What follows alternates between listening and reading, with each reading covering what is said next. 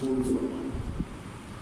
اور آپ حضرات جو شریک ہوتے ہیں، آپ حضرات کی بڑی ہمت ہے، چھوٹی سی رات ہوتی ہے، روزہ رکھنا، آپ اپنے آرام کو قربان کر کے بیٹھتے ہیں۔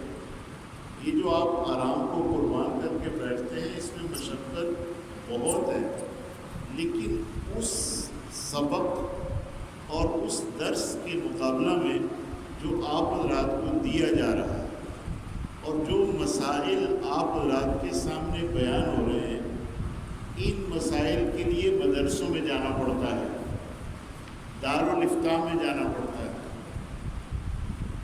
اور پھر بھی جو آپ پوچھیں گے وہ بتایا جائے گا، اس سے زیادہ نہیں، اور وقت لے کر جانا ہوگا۔ بہرحال اللہ پاک نے یہ آپ حضرات کے لیے یہاں یہ سعادت لکھی ہے، آپ سعادت مند لوگ ہیں کہ اللہ پاک نے آپ کو ایسے ائمہ دیے ہوئے ہیں جو آپ سے کچھ لیتے بھی نہیں، اور دین کا کام اللہ کی رضا کے لیے کرنا چاہیے۔ باقی ائمہ کو تنخواہیں دینی چاہیے، ائمہ کی تنخواہیں جائز ہیں، ایسا نہیں کہ جائز نہیں ہے۔ تو آج کے درس میں ایک تو قصاص کا مسئلہ ہے، ایک روزے کے مسائل ہیں، اعتکاف کے مسائل ہیں، روزوں کے اندر جواز اور عدم جواز کی کیا کیا شکلیں ہیں، روزہ رکھنا کن کے لیے ہے، کون نہیں رکھ سکتے، اس کا بیان بھی ہے، پھر جہاد کی فرضیت، پھر جناب حج کے مختصر سے مسائل ہیں، پھر ان کے بعد نکاح ہے، پھر قسم ہے، قسم کیا چیز ہے، پھر ایک ایلا ہوتا ہے عورتوں کے پاس نہ جانے کی قسم، پھر نکاح کے بعد کبھی طلاق دینی پڑتی ہے، تو طلاق کون کون سی ہے اور اس کی عدت کیا ہے، پھر موت واقع ہو جاتی ہے تو موت کے بعد موت کی عدت کیا ہے، کوئی عورت ہے اس کے پاس دودھ پیتا بچہ ہے، خاوند اس کا فوت ہو گیا، مسئلہ رضاعت کیا ہے، عورت کو طلاق ہو گئی، اب اسے کیسے رکھنا ہے، پھر جناب اس کے ساتھ آگے اسے چھوڑنا نہ چھوڑنا کیا کرنا، یہ سارے مسائل کوشش کروں گا کہ آئندہ 40 منٹ میں انشاءاللہ موٹے موٹے آپ حضرات کی خدمت میں آ جائیں، جس سے ہمیں سب کو زندگی میں کچھ یاد ہو جائے، کچھ پوچھنا پڑے تو ہم حاضر ہیں۔ تو سب سے پہلی بات بھائیو یہ ہے، اللہ پاک فرماتے ہیں وَلَكُمْ فِي الْقِصَاصِ حَيَاةٌ يَا أُولِي الْأَلْبَابِ لَعَلَّكُمْ تُفْلِحُونَ، تمہارے لیے قصاص میں، قصاص کہتے ہیں قتل کے بدلہ قتل، اللہ پاک اس کی تشریح میں فرمایا الحر بالحر والعبد بالعبد والانثى بالانثى، دنیا میں عام طور پر مرد ہیں، عورتیں ہیں یا غلام ہوتے تھے،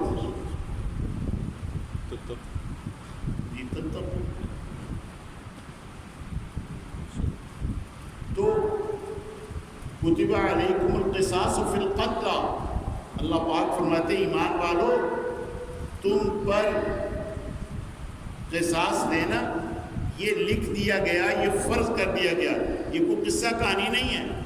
یہاں کیا ہے، قتل کرتے ہیں، پیسے دیتے ہیں، پھر چھوٹ جاتا ہے۔ وہ ایک صاحب سے کسی نے کہا کہ تو نے کوئی اچھا وکیل کیا ہے، مقدمہ ہو گیا تجھ پر، تو اس نے کہا وکیل کیا کرنا ہے، میں نے جج کر لیا۔ تو جہاں جج کر لیے جائیں وہاں کسی کو کیا انصاف ملے گا، انصاف لیتے لیتے لوگ بوڑھے ہو جاتے ہیں، اور اس کی وجہ سے ایک قتل، پھر دوسرا قتل، پھر تیسرا قتل، خاندان قتل ہو جاتے ہیں۔ پچھلے دنوں میں نے ایک قصہ پڑھا شیخو پورہ اس قسم کے علاقے کا، کہ 1 ایکڑ زمین کے پیچھے پچھلے چند سالوں میں 33 لوگ قتل ہو چکے، ایکڑ وہیں پڑا ہے، ہمارے اپنے علاقے میں آپ دیکھ لیں، نام لینے کی ضرورت نہیں ہے کہ کتنے لوگ قتل ہو گئے. تو اگر قصاص لے لیا جائے تو قتل کا دروازہ بند. اللہ پاک کی ذات عالی نے تو یہاں تک لکھا آگے آ رہا سورہ مائدہ میں وَكَتَبْنَا عَلَيْهِمْ فِيهَا أَنَّ النَّفْسَ بِالنَّفْسِ وَالْعَيْنَ بِالْعَيْنِ وَالْأُذُنَ بِالْأُذُنِ وَالسِّنَّ بِالسِّنِّ وَالْجُرُوحَ قِصَاصٌ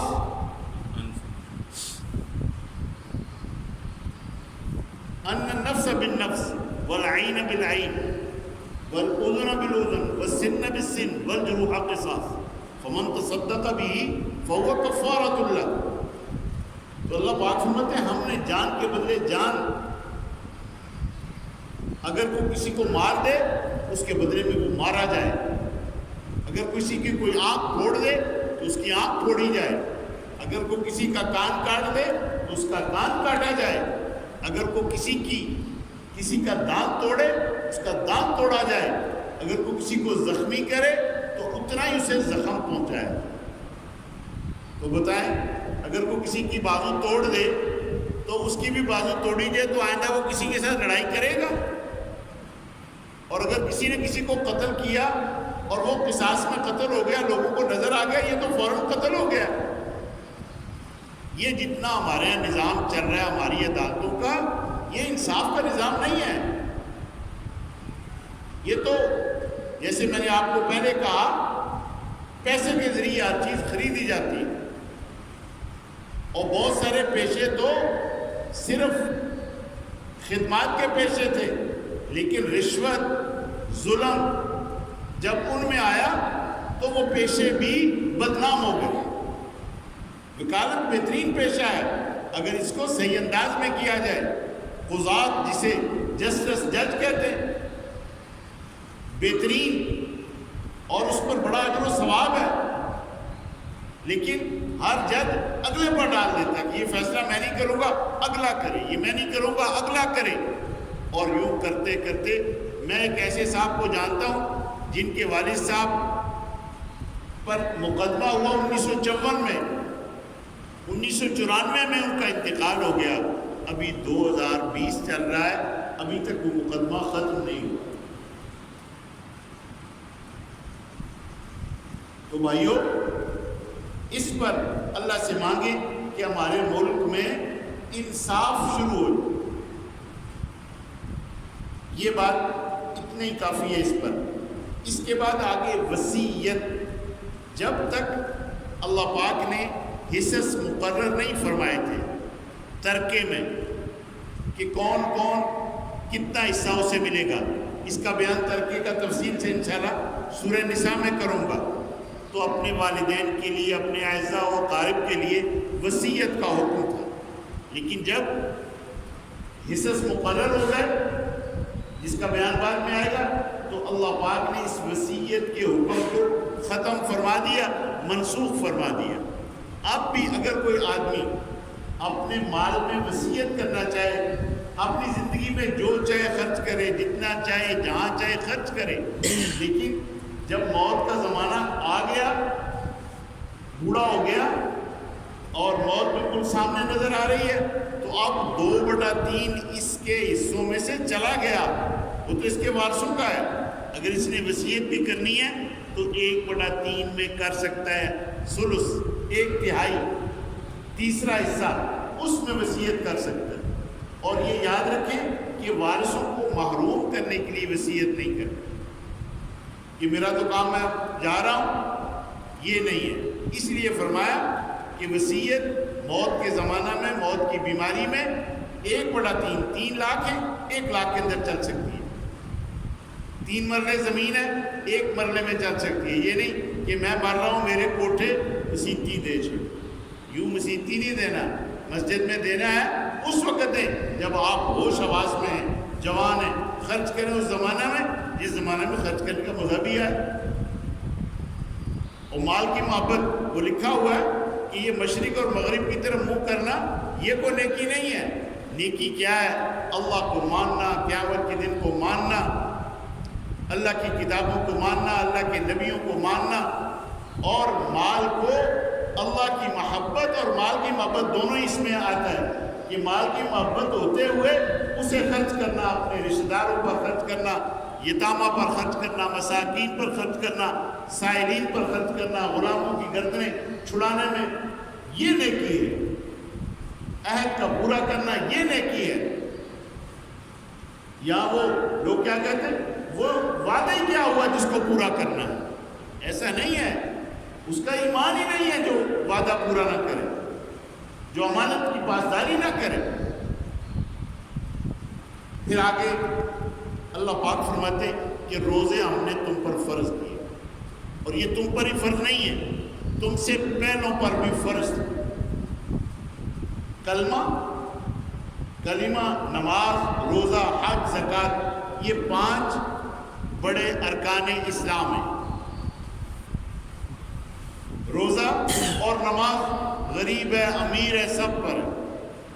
حج اور زکوٰۃ یہ ان لوگوں پر ہے جن کے پاس زیادہ راہ ہے۔ تو روزہ ہم آپ سب پر فرض ہے۔ اور روزہ کیوں فرض کیجئے؟ لعلکم تتقون، تاکہ تم پرہیزگار بن جاؤ۔ ایام معدودات، تھوڑے سے دن ہیں، 29 یا 30، کبھی 29 کبھی 30، ایام معدودات۔ اور اس میں بھی اس بات کی اجازت ہے، اس بات کی اجازت ہے کہ اگر کوئی تم میں سے بیمار ہو جائے تو پھر رکھ لے، بوڑھا ہو جائے نہیں رکھ سکتا تو فدیہ دے، عورت ہے، حاملہ ہے، خطرہ ہے کہ بچہ کمزور رہ جائے گا تو ان دنوں میں روزہ نہ رکھے، دوسرے دنوں میں قضا کر لے۔ دودھ پلاتی ہے، بچہ کمزور ہونے کا اندیشہ ہے دودھ خشک ہونے کی وجہ سے، تو ان دنوں میں دودھ پلاتی رہے اور بعد میں روزوں کی قضا کر لے۔ سفر پر ہے، مشقت کا سفر ہے، ہمارے زمانے میں تو مشقت کے سفر ختم ہو گئے۔ 48 میل 77 کلومیٹر یہ شہری سفر ہے، اگر اس سے آگے جانا ہے تو روزہ ان دنوں میں نہ رکھے، دوسرے دنوں میں اس کی قضا کر لیں۔ تو اللہ پاک فرماتے ہیں ہم تمہارے ساتھ آسانی چاہتے ہیں۔ اور روزہ کیا ہے؟ فجر کی نماز کے وقت شروع ہونے سے لے کر غروب آفتاب تک۔ سردیوں میں دن چھوٹا ہوتا ہے، گرمیوں میں بڑا ہوتا ہے، اس لیے فرمایا صوم لی وانا اجزی بھی، روزہ میرے لیے اور روزے کا بدلہ میں ہی دوں۔ اور ایک روایت میں تھا صوم لی وانا اجزا بھی، روزہ میرے لیے ہے اور روزے کا بدلہ میں ہی ہوں۔ اور پھر اعتکاف ہے رمضان میں، اور یہ کسی نے بات چلا دی گھروں میں اعتکاف کریں۔ گھروں میں اعتکاف صرف عورتوں کا ہے، عورتوں کا اعتکاف گھروں میں ہے، مردوں کا اعتکاف گھروں میں نہیں ہے۔ مرد کے اعتکاف کے لیے شرعی مسجد کا ہونا ضروری ہے، کہ جو وقف مسجد ہو جس میں پنجگانہ نماز ہوتی ہو، یہ نہیں کہ روڈ کی مسجدوں میں بھی اعتکاف بیٹھ جاؤ جہاں کوئی آبادی نہیں ہے۔ شرعی مسجد ہو، آباد مسجد ہو جہاں پنجگانہ نماز ہو۔ سب سے اعلیٰ جگہ اعتکاف کے لیے بیت اللہ شریف، کعبہ شریف، اس کے بعد مسجد نبوی شریف، اس کے بعد مسجد اقصی شریف، اس کے بعد پھر آپ جامع مسجد میں، جو آپ کے محلے میں جامع مسجد ہے، اس میں آپ اعتکاف بیٹھیں اور اعتکاف کے مسائل سیکھ کر بیٹھیں۔ اعتکاف کی حالت میں اپنی بیویوں سے جتنے کام جائز ہوتے ہیں وہ سب ناجائز۔ اگر بیوی کو گھر میں اعتکاف بیٹھی ہوئی ہے تو گھر میں رہتے ہوئے جتنے کام اپنے خامد کے ساتھ جائز ہوتے ہیں اعتکاف کی حالت میں ناجائز۔ کوئی کھانا لانے والا نہیں تو خود بھی جا کر گھر سے کھانا لا سکتا ہے۔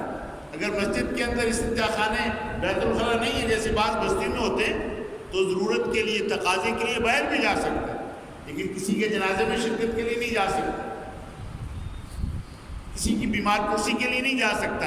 اعتکاف والا جو مسجد کی جو حدود ہے ان سے نکلے گا تو اعتکاف ٹوٹ جائے گا۔ خالی ہاتھ دھونے کے لیے نہیں نکلنا مسجد سے، وضو کرنے کے لیے، جب وضو کا تقاضا ہے تو چلے جائیں، نہانے کے لیے نہیں نکل سکتے۔ اعتکاف کی حالت میں نہانا نہیں ہے، ہاں ضروری ہو جائے کسی کے اوپر بعض مرتبہ ایسا ہو جاتا ہے نوجوان لوگوں پر تو ضروری غسل ہو وہ ضرور کرنا ہے. اگر اس مسجد میں جہاں آپ اعتکاف کر رہے ہیں وہاں جمعہ نہیں ہوتا، دوسری مسجد میں جمعہ ہوتا ہے، تو عین دوسرے خطبے کے وقت جانا اور نماز پڑھتے ہی فرضوں کو واپس آ جانا، راستے میں کھڑا نہیں ہونا کسی کے پاس. حضور علیہ السلام کے شروع زمانہ میں یوں ہوتا تھا کہ سونے سے پہلے پہلے جو کچھ چاہیں کھا لیں. ایک زمانہ تک تو روزہ یوں ہوتا تھا کہ رات ہی کو سحری نہیں ہوتی تھی. یہ سحری بعد میں اللہ پاک نے عطا فرمایا. یہ سحری کو برکت کا کھانا فرمایا ہے. سحری کھایا کرو. دیر سے روزہ رکھنا اور جلدی افطار کرنا. جو ہی غروب ہو جائے، مثال کے طور پر 47 پر غروب ہے، آپ 48 پہ افطار کر دیں. اور ہمارے زمانہ میں تو اللہ پاک نے آسانیاں کر دی ہیں. ایک زمانہ تھا لوگوں کے پاس نظام الاوقات ایسا نہیں تھا جیسے آج ہے. ایک ایک منٹ، بلکہ ہمارے یہاں اب تو یہ نظام آ گیا ہے، سیکنڈز کے اعتبار سے بھی اوقات بتا رہے ہیں کہ اتنے بج کر اتنے منٹ اور اتنے سیکنڈ پر صبح طلوع ہو رہی. تو یہاں اس کا بیان ہے کہ سفید دھاگا اور کالا دھاگا، یعنی اندھیرے کو کالا دھاگا فرمایا اور روشنی کو سفید دھاگا فرمایا. اور ارشاد فرمایا کہ تمہاری بیویاں یہ تمہارا لباس ہے. تمہاری بیویاں تمہارا لباس، تم ان کا لباس. پہلے یہ ہوتا تھا کہ رمضان کی راتوں میں شب باشی کی اجازت نہیں تھی، پھر بعد میں اللہ پاک نے اس کی اجازت دے دی. اور اللہ پاک فرماتے کہ اللہ پاک جانتے تم سے اس میں خیانت ہوئی تو اب تمہارے لیے حلال ہے کہ تم رات میں اپنی بیویوں سے مل سکتے ہو. اور روزہ میں نے موٹا موٹا عرض کر دیا، اس میں جو آپ حضرات روزہ نہ کیسے ٹوٹتا ہے، الٹی جو ہے اس سے روزہ نہیں ٹوٹتا. انجیکشن لگوانے سے روزہ نہیں ٹوٹتا. خارج جسم کے خارجی حصوں پر کوئی دوائی لگائیں نہیں ٹوٹتا. احتیاط ہے کہ ناک میں اور زبان وغیرہ یہ جو ہے، چونکہ یہ اس کا تعلق ڈائریکٹ گلے سے ہے تو اس میں دوائی نہ لگائی جائے، دانتوں کو دوائی نہ لگائی جائے، یا ناک کے اندر کوئی زخم ہو گیا یا کوئی چیز ہوگی تو دوائی نہ لگائی جائے. آنکھوں کا بھی تعلق کس سے ہے، آنکھ، ناک اور گلا. باقی کان میں کوئی دوائی آپ نے ڈالی اس سے روزہ نہیں ٹوٹے گا.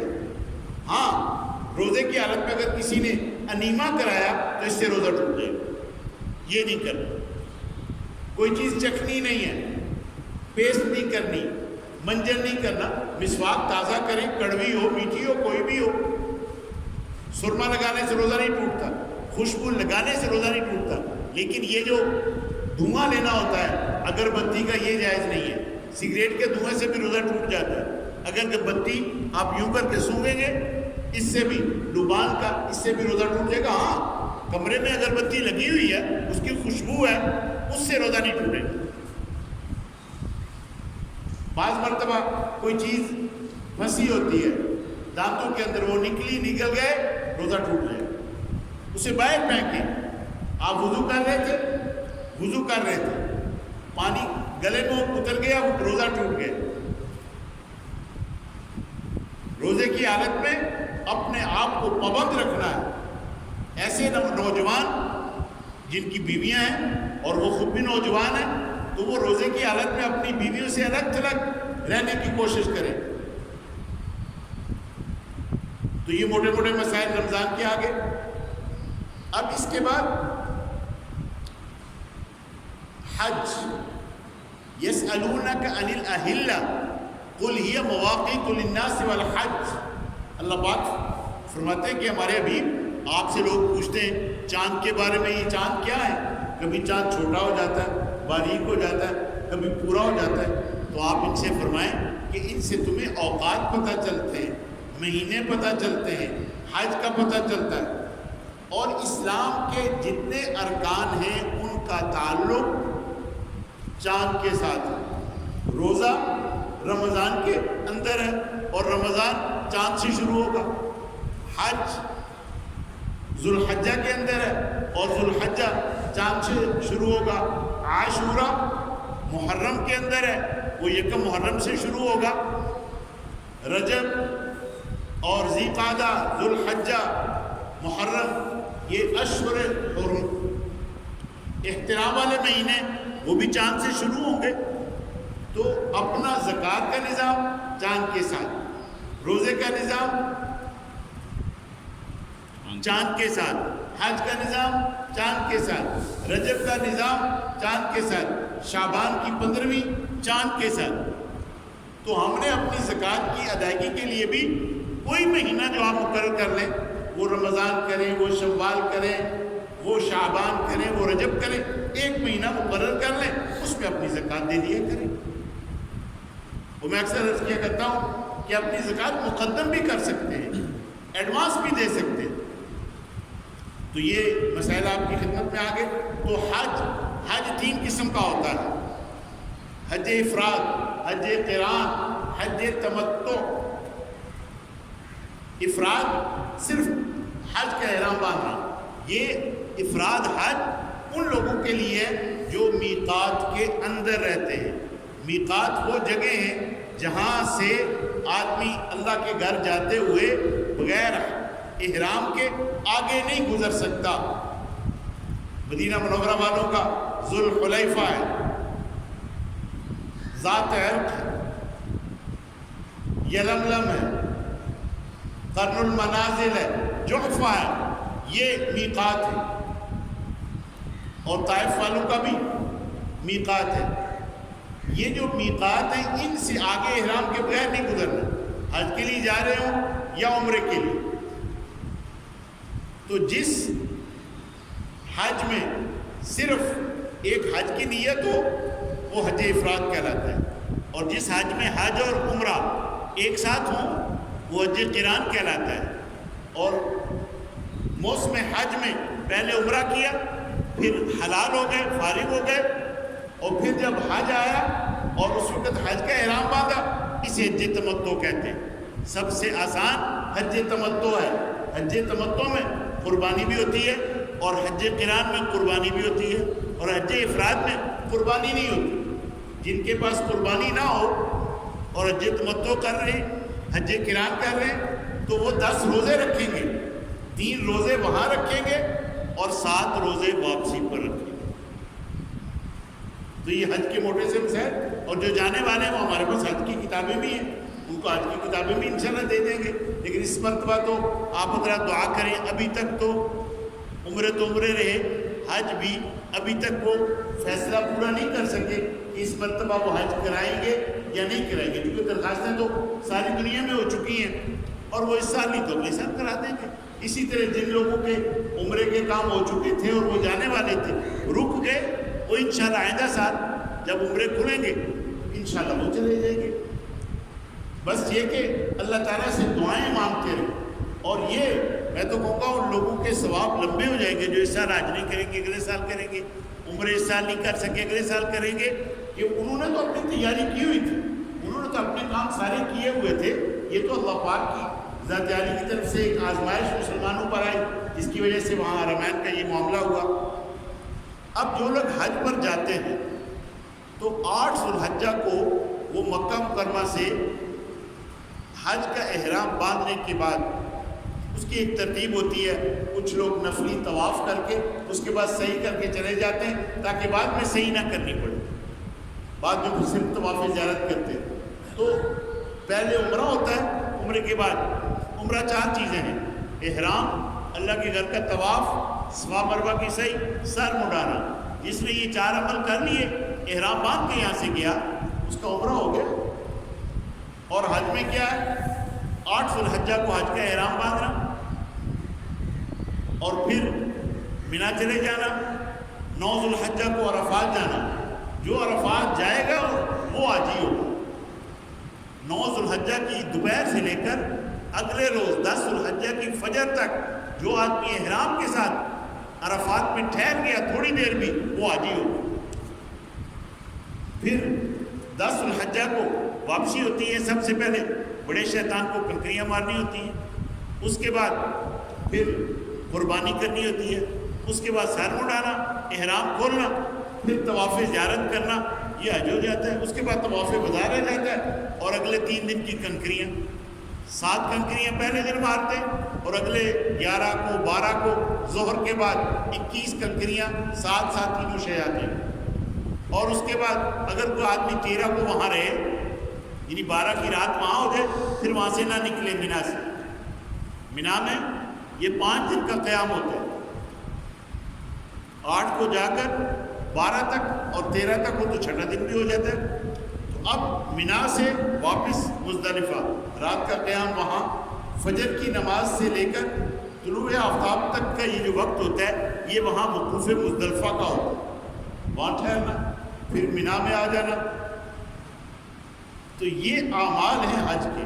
تو یہاں فرمایا کہ اگر کوئی تم میں سے جلدی کرنا چاہے، جلدی آنا چاہے، تو 12 کی کنکریاں مار کر آ جائے، اور باقی جو تم وقت اپنا مینا میں گزارو، مشعر حرام مزدلفہ میں گزارو، تو اللہ سے مانگنے کا وقت ہے، اللہ پاک کی ذات عالی کو یاد کرنے کا وقت ہے۔ بہت زیادہ وہاں اللہ کو یاد کیا کرو۔ تو یوں آتا ہے جس نے حج کیا، کوئی گناہ نہیں کیا، کوئی نافرمانی نہیں کی، تو وہ ایسا ہو جاتا ہے کہ ولدتہ امہ، جیسے اسے ماں کے پیٹ سے اس کی پیدائش ہوئی، جیسے اس کی ماں نے جنا تھا، ایسے ہو جاتا ہے گناہوں سے پاک۔ اور ایک فرشتہ اس کے کندھے پر ہاتھ رکھ کر کہتا ہے کہ اب عمل کر، تو ایسے ہو گیا جیسے تجھے تیری ماں نے پیدا کیا تھا۔ اللہ ہمارے شاہ صاحب کو، یہ بچے ان کے بیٹھے ہوئے، ان کو غریق رحمت فرمائے، جب یہاں بیان سنا حج کے بارے میں تو مصمم ارادہ کر لیا، اور پھر دیکھیں سرکاری درخواستیں نہیں نکلی تو زیادہ پیسے دے کر اللہ پاک کے گھر چلے گئے۔ دنیا میں انہوں نے اس سے زیادہ رہنا نہیں تھا۔ مجھے ایک دن کہنے لگے کہ میں آپ سے زکوٰۃ کے مسئلے سنتا ہوں، تو میں زکوٰۃ دینے والا بن گیا۔ پھر عمرہ کے لیے گئے، پھر کہتے ہیں اب میں نے پکی نیت کی ہوئی ہے۔ میں نے کہا شاہ صاحب سرکاری درخواست دیں، تو درخواست نکلا ہے تو ٹھیک، نہیں تو اگلے سال۔ کہتے ہیں مولانا صاحب نہیں، یہ نہیں ہوگا، میں اسی سال جاؤں گا، اگر زیادہ بھی پیسے میرے لگیں گے میں زیادہ پیسے لے کے ان کی امی کو بھی ساتھ لیا، اور اللہ پاک کے گھر میں حج کر کے آ گئے۔ اور جس دن ان کی وفات ہوئی، جمعہ پڑھا یہاں، جمعہ پڑھنے کے بعد مجھے باہر ملے، کہتے ہیں اب میں ٹھیک ہوں تو میں آیا کروں گا۔ اور اگلی صبح جناب اٹھے ہی نہیں، اللہ کے پاس پہنچ گئے، اور اگلی عصر میں جنازہ ہو گیا۔ تو یہ جناب یہ حج ہے۔ حج کے بعد پھر جناب اپنے گھروں کو واپس آ جانا ہوتا ہے۔ اور آگے فرمایا کہ جہاد فرض ہے، کتب علیکم القتال وہو کرہ لکم، جہاد تم پر فرض کیا گیا اور وہ تمہیں اچھا نہیں لگے گا۔ شروع میں تو مسلمان بہت تھوڑے تھے، مکہ مکرمہ میں کفار بہت مارتے تھے، لیکن یہ تھا کفوا ایدیکم واقیموا الصلاۃ، اپنے ہاتھ روکے رکھو اور نماز قائم کرتے رہو۔ لیکن جب ہجرت کر کے مدینہ منورہ پہنچے تو وہاں اذن للذین یقاتلون بانہم ظلموا، کہ ان پر ظلم ہوتا تھا، اس ظلم کی وجہ سے فرمایا اب تم ان سے لڑو، اور اتنا لڑو جتنا وہ تم سے لڑے، زیادتی نہیں کرنی، لڑنے میں بھی زیادتی نہیں کرنی۔ اور جب کسی کو جا کر ان سے لڑائی کرنی ہے تو پہلے ان کو دعوت دینی ہے، پہلے کلمے کی دعوت دو، اگر وہ قبول کر لیں تو وہ آپ کی طرح ہیں، جو آپ کے ذمہ وہ ان کے ذمہ، اور اگر وہ قبول نہ کریں تو انہیں کو جزیہ دو، ٹیکس دو، ہم تمہارے محافظ ہیں، تم ذمہ بن کر رہو، اس پر راضی ہو جائے تو بہت اچھا، اور اگر اس پر بھی راضی نہیں ہوتے، نہ کلمہ قبول کرتے ہیں نہ جزیہ ٹیکس قبول کرتے ہیں، تو پھر لڑائی کے لیے تیار ہو جاؤ، پھر ہمارا تمہارا فیصلہ تلوار کرے گا۔ اور اس میں بھی ہے بوڑھوں کو قتل نہیں کرنا، جانوروں کو قتل نہیں کرنا، بچوں کو قتل نہیں کرنا، عورتوں کو قتل نہیں کرنا، فصلوں کو نہیں جلانا، درختوں کو نہیں کاٹنا۔ یہ یوں ہی نہیں ہے، لوگ تو جہاد کو قتال کو یوں بیان کرتے ہیں گویا کہ یہ کوئی ظلم ہے، یہ ظلم نہیں ہے۔ فرمایا جس نے جہاد نہیں کیا اور نیت نہیں کی جہاد کی تو اس کے لیے بڑی وعید ہے، اور جو جہاد کے لیے اللہ کے راستے میں نکلتا ہے ایک صبح ایک شام دنیا مافیا سے بہتر ہے، اور اس کے جو قدم اللہ کی راہ میں نکل کر غبار آلود ہوتے ہیں، وہ غبار اور جہنم کا دھواں یہ اکٹھے نہیں ہوں گے۔ اللہ کی راہ میں جب قطرہ خون کا مجاہد کا گرتا ہے تو قطرہ نیچے پہنچنے سے پہلے اس کی بخشش ہو جاتی ہے۔ تو جہاد یہ بڑا عمل ہے۔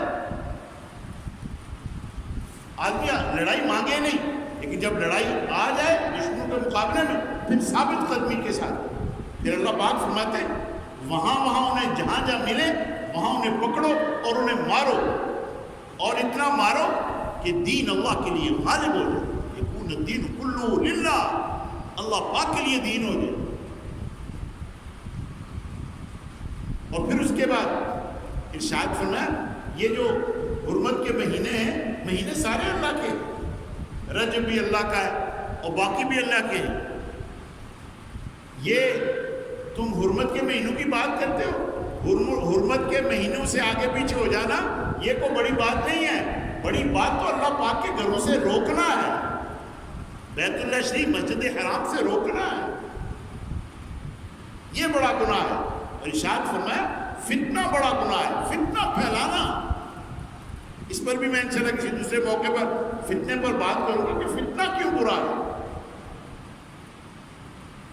والفتنة أشد من القتل، یہ جو فتنے باز لوگ ہوتے ہیں ان کے بارے میں فرمایا کہ ان کا یہ عمل قتل سے بھی برا ہے، جو فتنہ پھیلاتا ہے۔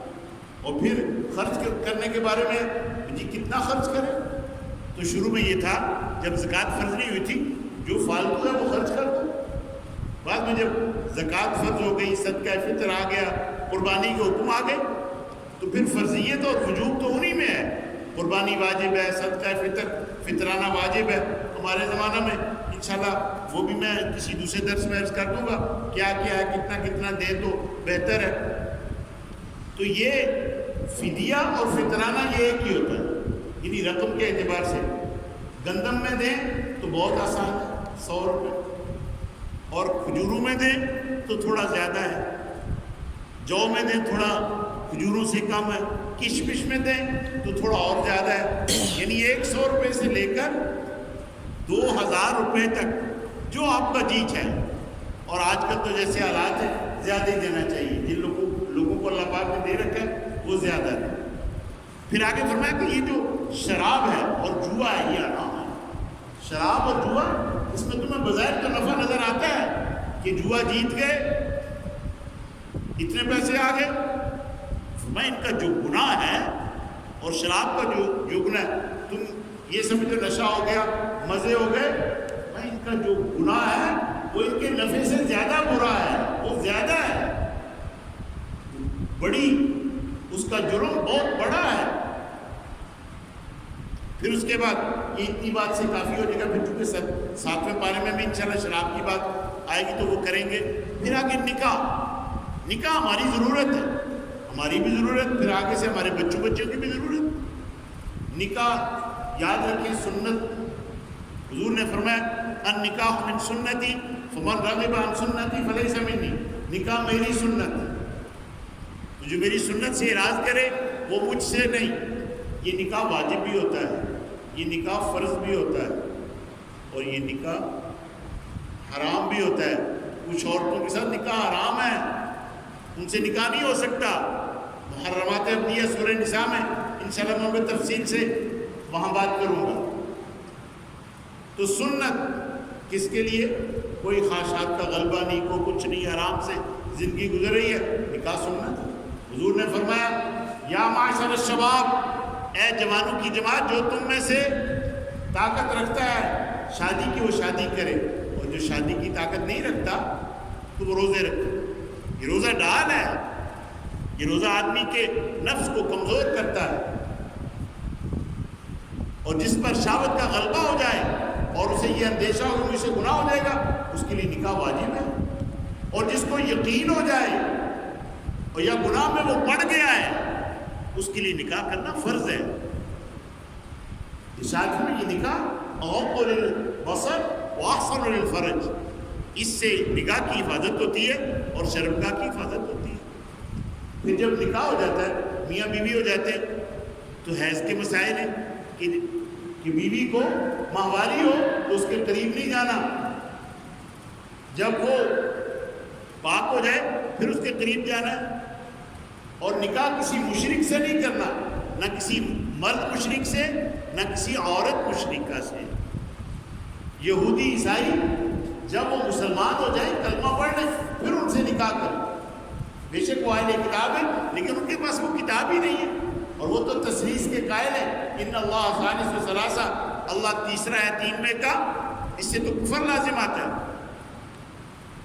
ارشاد فرمایا غلام اچھا ہے، غلام مومن اچھا ہے مشرک آزاد سے، اور باندی اچھی ہے مشرکہ آزاد سے۔ اور پھر قسم کا معنی ارشاد فرمایا کہ یہ لغو قسمیں نہ کھاؤ، قسم ہے یوں ہی فلاں کی قسم فلاں کی قسم، اللہ کی قسم ہوتی ہے اور وہ قسمیں نہیں ہوتی۔ وہ کہتا ہے میری بیوی کی قسم، وہ کہتا ہے نہیں میری اماں کی قسم، نہ اماں کی قسم ہوتی ہے نہ بیوی کی قسم ہوتی ہے، قسم صرف اللہ پاک کے نام پر ہوتی ہے، اور وہ لغو نہیں کھانی۔ اگر سچی قسم کھا لی تو اسے پورا کرنا ہے، پورا نہیں کریں گے تو قسم کا کفارہ ہے 10 غریبوں کو کھانا کھلانا، یا 10 غریبوں کو کپڑے پہنانا، یا غلام آزاد کرنا، اور اگر نہیں ہے تو پھر 3 روزے رکھنا، یہ قسم کا کفارہ ہے۔ پھر اس کے بعد طلاق کی کئی صورتیں، نکاح ہو جاتا ہے، طلاق اللہ پاک کے یہاں سب سے ناپسندیدہ عمل ہے، حلال کاموں میں سب سے ناپسند طلاق ہے، دینی نہیں ہے، لیکن اگر کہیں مجبوری ہو جائے تو دینی پڑتی ہے۔ پھر طلاق 1 2 3 کنایات طلاق، خلا کے ساتھ، طلاق بالمال، 1 طلاق 2 طلاق 3 طلاق، پھر اس کی عدت، پھر ایک قسم ہوتی ہے جسے ایلا کہتے ہیں، ایک زہار ہوتا ہے، زہار کے انشاءاللہ جگہ پہ عرض کر دوں گا، وہ زہار کہتے ہیں کہ اپنی بیوی کو کہنا کہ تو میرے لیے ایسی ہے جیسے میری ماں، جسم کے اعتبار سے۔ وہ حدیث کی کتابوں میں، فقہ کی کتابوں میں تو جسم کے نام بھی ہیں کہ جیسے میری ماں کی پیٹھ، جیسے میری ماں کا فلاں جسم کا حصہ، جیسے میری بہن، تو اس سے زہار ہو جاتا ہے، اس کا کفارہ دے دے فارغ، وہ 60 مساکین کا کھانا ہوتا ہے، یا طلاق دے دیتے ہیں، 3 طلاق دے کر پھر فقیروں کو روٹی کھلانی شروع کر دیں۔ یہ 3 طلاق دے کر فقیروں کو روٹی کھلانے سے طلاق ختم نہیں ہوتی، اس کے لیے تو علماء سے سیکھیں کہ اگر طلاق کہیں دینے کی ضرورت پڑ گئی ہے تو طلاق کیسے دینی ہے۔ ایک آدمی نے قسم کھائی کہ میں 4 ماہ تک اپنی بیگم کے پاس نہیں جاؤں گا، اور اگر وہ 4 ماہ اپنی بیگم کے پاس نہیں گیا تو قسم پوری ہو جائے گی، بیوی فارغ ہو جائے گی، بیوی پر طلاق بائن ہو جائے گی، اور اگر قسم توڑ دی تو قسم کا کفارہ دے دے، بیوی باقی رہے گی۔ یہ ایلا کا مسئلہ ہے، 2 لفظوں میں نے عرض کر دیا۔ پھر یہ جو طلاق ہے نا جی، طلاق یاد رکھیں کہ اگر کہیں کوئی دینے کی ضرورت پڑ گئی ہے تو ایک گولی سے مر جائے تو 3 کا بریسٹ مارنے کی ضرورت نہیں۔ ایک گولی سے یہ ہوتا ہے کہ آپ نے 1 طلاق دی تو عدت کے اندر اگر بیوی حاملہ ہے تو اس کی عدت وضع حمل ہے، اور اگر حاملہ نہیں ہے تو 3 حیض 3 طہر، وہ اس کی عدت ہے۔ جب 1 طلاق آپ نے دے دی، وہ تو غصے میں، ایک آدمی نے کل پرسوں مجھے پوچھا کہ جی وہ غصے میں 3 طلاق دی، میں نے کہا بھائی یہ ہمارے استاد فرمایا کرتے تھے طلاق ہوتی ہے غصے میں ہے، میاں بیوی اکٹھے خوشی خوشی بیٹھے ہوں کوئی طلاق دیتے ہیں نہیں، تو طلاق 1 دیں 1 ہو جائے گی، 2 دیں 2 ہو جائے گی، 3 دیں 3 ہو جائے گی۔ یہ جو ہمارے زمانہ میں مسئلہ چل گیا کہ 3 دیں تو 1، بھئی اگر 3 کی اسے ہوش ہے کہ 3 دیں تو 1 ہوتی ہے تو 1 ہی دے نا، اور یہ قرآن حکیم ہے، یہ مسئلہ قرآن پاک کا ہے۔ اللہ پاک قربان جائیں، اس طلاق کے مسئلہ کو ایسے واضح طور پر ارشاد فرما دیا کہ قیامت تک آنے والے لوگوں کو اشکال ہی نہ رہے۔ شروع ہی فرمایا طلاق و مرتان، طلاق 2 مرتبہ تک ہے، جسے طلاق رجعی کہتے ہیں۔ جس کے بعد طلاق دینے کے بعد رجوع کا حق ہوتا ہے. ایک طلاق دی تو بھی رجوع کا حق ہے عدت کے اندر, دو دی تو بھی عدت کے اندر رجوع کا حق ہے, اور عدت کے بعد نکاح کا اختیار, پھر دوبارہ نکاح ہو سکتا ہے, لیکن وہ طلاقیں باقی رہے گی. یا جناب 3 طلاق دینے کے بعد پھر اپنے پاس رکھتے ہیں. یاد رکھیں 3 طلاق کے بعد اگر کسی نے عورت کو اپنے پاس رکھا, وہ جب تک عورت اس کے پاس رہے گی وہ حرام کا مرتکب ہوگا, وہ زانی ہوگا.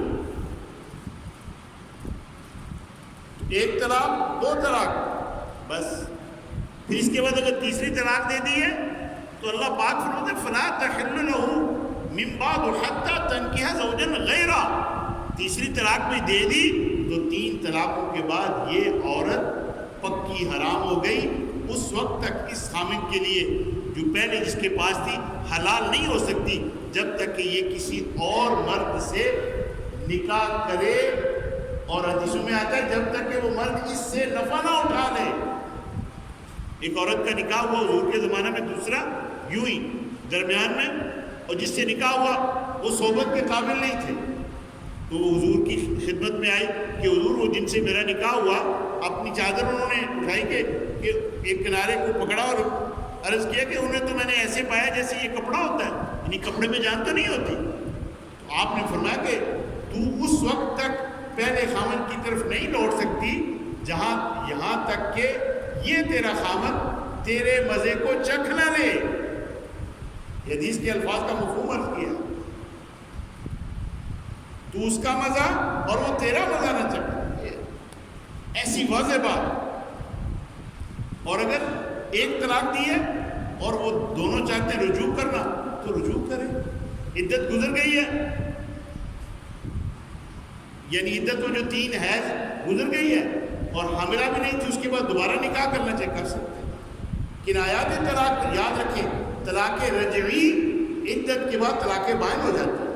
1 ہو 1 بائن, 2 ہو 2 بائن, اور 3 طلاق یہ مغلظہ ہے.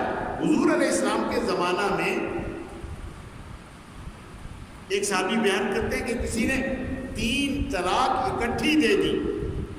اب 3 طلاق اکٹھی دینے کے بعد حضور کے پاس معاملہ پہنچا تو سرور کونین صلی اللہ علیہ وسلم رنجیدہ ہوئے, اور آپ کے چہرے انور پر غصے کے آثار ظاہر ہوئے, اور آپ نے فرمایا کہ میرے ہوتے ہوئے اللہ کے حکم کے ساتھ کھیل ہو رہا.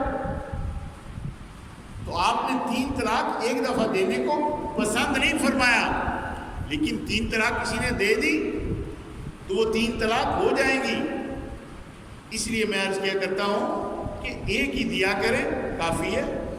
اور یہاں اگلے روز ایک صاحب میرے پاس آئے تو میں نے کہا بھائی فون پر طلاق کا مسئلہ پوچھ رہے تھے, تو میں نے کہا بھائی میں طلاق کے مسئلے فون پر نہیں بتاتا, آپ جو طلاق نامہ آپ کے پاس ہے وہ لے کر آئیں, میں اسے پڑھوں گا, پڑھ کر دیکھوں گا کہ بھی کیا لکھا ہے. پھر تو وہاں لکھے 3 طلاق تھے, اور بقیمی ہوش و حواس اور یہ وہ ساری چیزیں وہ جو ہمارے وہ اسلام فروش لکھتے ہیں جی, وہ ساری لکھی ہوئی تھی. میں نے کہا جی یہ دستخط آپ نے خود کیے ہیں, یہ گواہ آپ خود ہوئے ہیں فلاں فلاں. جی ہاں. میرے کو صاف فارغ ہے, وہ بیوی گھر رکھی ہوئی ہے,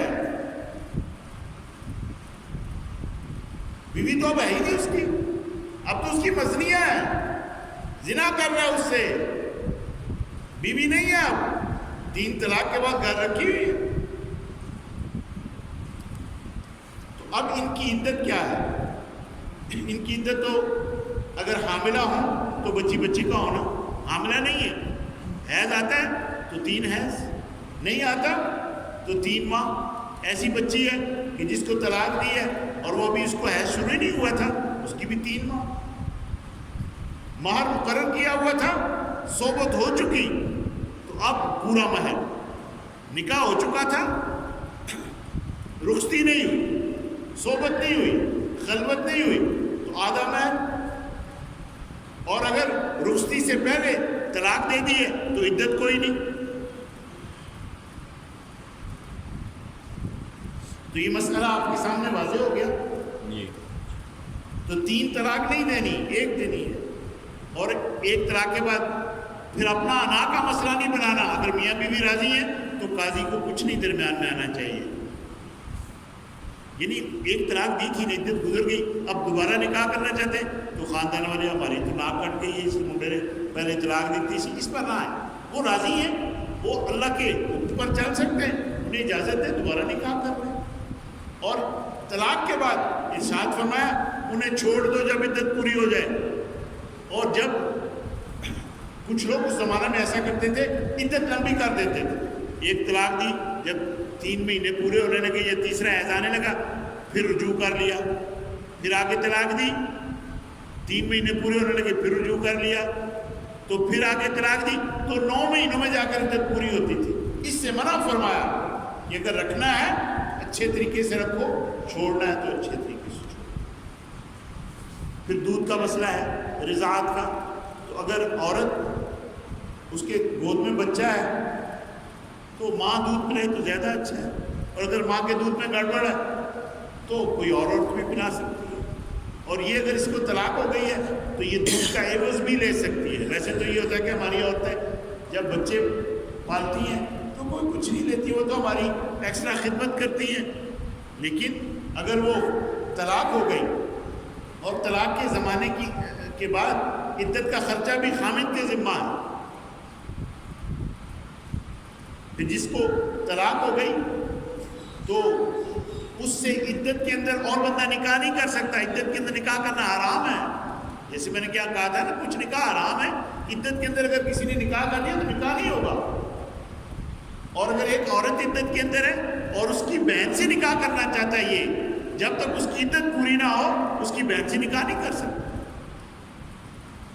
اور پھر ایسی عورت سے منگنی بھی نہیں کرنی جو عدت کے اندر ہے. ہاں ملاقات ہو گئی اور یہ اس قسم کی بات کہ ٹھیک ہے آپ نے بعد میں کچھ کرنا تو ہے ہی نا جی، تو سوچ لیجیے گا ہم بھی آپ کا خیال رکھیں گے، لیکن پختہ بات نہیں کر سکتے ایسی عورت سے جو عدت کے اندر ہے.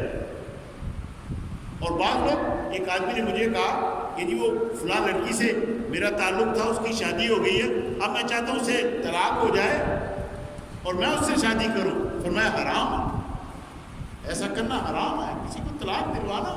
وہ تو میں نے کل پرسوں پچھلے درسوں میں کہا تھا کہ شیطان اس شخص سے سب سے زیادہ خوش ہوتا ہے کس سے، جو 2 میاں بیوی کے درمیان جدائی کرتے. پھر ایسی عورتیں جن کو طلاق ہو جائے اور ان کا مہر مقرر نہ ہو، انہیں مہر مثل دینا ہوتا. کچھ مہر مثل جو ان کے خاندان کی عورتیں، اور جن عورتوں کا مہر مقرر ہو گیا اور طلاق ہوئی، جیسے میں نے پہلے عرض کیا، صحبت ہو گئی تو پورا مہر نہیں ہوئی، آدھا مہر. اور جن عورتوں کے خامن کو فوت ہو جائیں ان کی عدت 4 ماہ 10 دن، 4 ماہ 10 دن 130 دن ان کی عدت ہے. حاملہ ہیں جب بچہ ہو جائے، 1 گھنٹے کے بعد ہو جائے، 2 دن کے بعد ہو جائے، 4 دن کے بعد ان کی عدت وضع حمل ہے.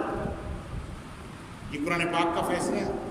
اور پھر جن کو پہلے یہ ہوتا تھا کہ بیویوں کے حصے مقرر نہیں تھے، اولاد کے ساتھ 8واں حصہ، اولاد نہیں ہے 4تھا حصہ، تو جب تک یہ مقرر نہیں تھا تو پھر ان کے لیے وصیت کرنا ہوتی تھی. سال تک کا خرچہ، پہلے سال کی عدت ہوتی تھی. یہ تو اللہ پاک نے فضل فرمایا 3 ماہ کی عدت ہو گئی. ارشاد فرمایا وَلِلْمُطَلَّقَاتِ مَتَاعٌ بِالْمَعْرُوفِ. تم بیوی کو چھوڑ رہے ہو، ان عورتوں کو چھوڑ رہے ہو تو پھر انہیں اچھے طریقے سے چھوڑو. انہیں کپڑے بھی دو، بڑی چادر بھی دو، انہیں کرتا بھی دو، انہیں دوپٹہ بھی دو. یہ انہیں دو کپڑے دے کر، اور جو ان کا مہر بنتا ہے وہ انہیں دے کر. اور خلا کا مسئلہ رہ گیا. عورت کو بھی طلاق کا اختیار دیا گیا ہے، وہ خلا کر سکتی ہے. کسی عورت کا قصہ حضور کے زمانہ میں، اس نے کہا جی حضور فلاں صاحب جو ہیں ان کی عبادات کے بارے میں مجھے کوئی شبہ نہیں، لیکن میری طبیعت ان سے نہیں ملتی، اگر آپ مجھے اجازت دیں تو میں ان سے خلا کر لوں. تو آپ نے فرمایا کہ وہ جو فلاں باغ ہے تو وہ اسے تو واپس کر دے جو اس نے مہر میں دیا ہوا. کہ جی میں راضی ہوں کہ وہ باغ میں واپس کر دیتی ہوں. باغ واپس کیا.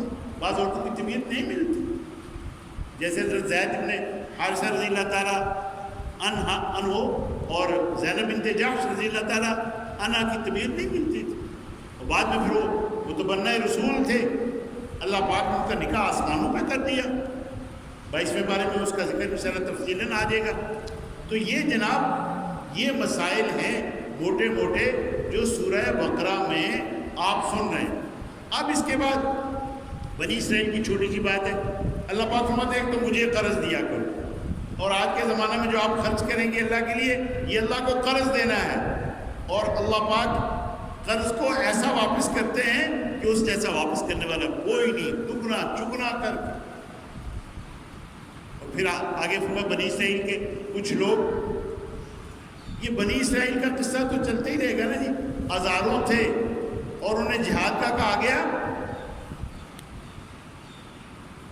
بیماری آئی تو بیماری کے ڈر سے نکلے، جہاں بیماری تھی اسے چھوڑ کے نکلے، موت کے ڈر سے نکلنا، تو فرمایا اللہ نے فرمایا مر جاؤ، اور وہ 10,000 سے لے کر 70,000 تک تھے، پھر اللہ نے انہیں زندگی دے دی، اور بعد میں پھر اللہ کے ایک نبی کی زبان پر انہوں نے کہا کہ ہم تو لڑنا چاہتے ہیں، آپ ہمارا بادشاہ مقرر کریں کسی کو تو ہم لڑیں گے۔